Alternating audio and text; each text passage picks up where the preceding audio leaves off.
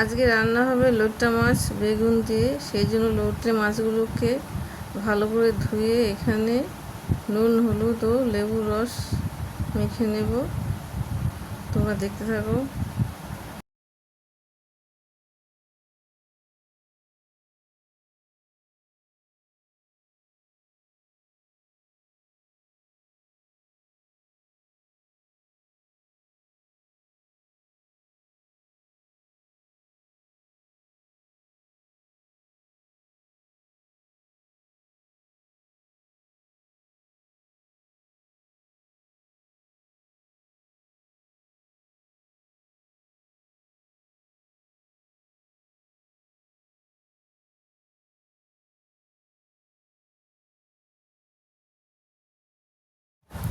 দেখো হলুদ দিয়ে ভালো করে মেখে নিয়েছি। আর লইট্টা মাছগুলো দেখেছো একদম ফ্রেশ, সাদা ধবধবা, খুবই ভালো ছিল লইট্টা মাছগুলো। আর এখানে দেখো আমি সব মশলাগুলো রেডি করে নিয়েছি। হ্যাঁ, রসুন, আদা, পেঁয়াজ, টমেটো, লঙ্কা ও গন্ধরাজ লেবু পাতা এগুলো সব রাখবে। আর দেখো তেল গরম হয়ে গেছিলো আগে থেকে, সেই জন্য আর দেখায়নি। আর পেঁয়াজটা দিয়ে দিলাম, কুচনো পেঁয়াজটা হালকা করে ভেজে নেব।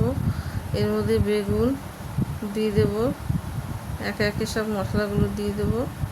তো মশলার মধ্যে বললাম পেঁয়াজ কুচনো, রসুন, আদা, টমেটো কুচনো আর ধনে জিরে গুঁড়ো, এগুলো দিয়ে বেগুন দিয়ে আগে কষিয়ে নেব ভালো করে। কষানোর পরে মাছগুলো দিয়ে হালকা করে নিয়ে নেব। দেখো এখানে আমার মশলা কিন্তু কষানো হয়ে গেছে প্রায়। লাস্টের দিকে ধনে জিরে গুঁড়ো অল্প করে দিয়ে দিলাম, টমেটোটা দিয়ে দিলাম, দিয়ে মাছগুলোকে দিয়ে দেব।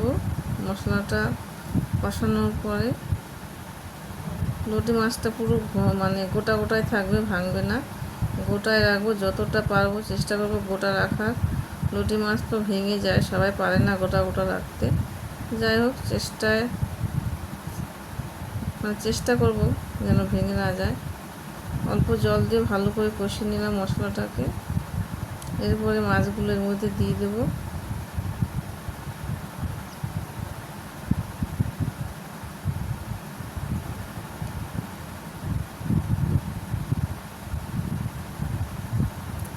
দেখো গন্ধরাজ লেবু পাতা আর লইট্টা মাছগুলো দিয়ে দিলাম, দিয়ে হালকা হালকাভাবে নাড়াচাড়া করব। দেখো এখানে কিন্তু আমার লইট্টা মাছ রেডি হয়ে গেছে। গোটা গোটায় আছে, যতটা পেরেছি গোটা গোটা রাখার চেষ্টা করেছি। লইট্টা মাছের ঝাল বেগুন দিয়ে। তো রেসিপিটা কেমন হলো অবশ্যই তোমরা কমেন্টে বলো। আপনারা বানিয়ে খাবেন, খেয়ে অবশ্যই জানাবেন কেমন হয়েছে। আর এইভাবে কারা কারা খাও সেটাও জানিও। ভালো থাকবেন, সুস্থ থাকবেন, টাটা।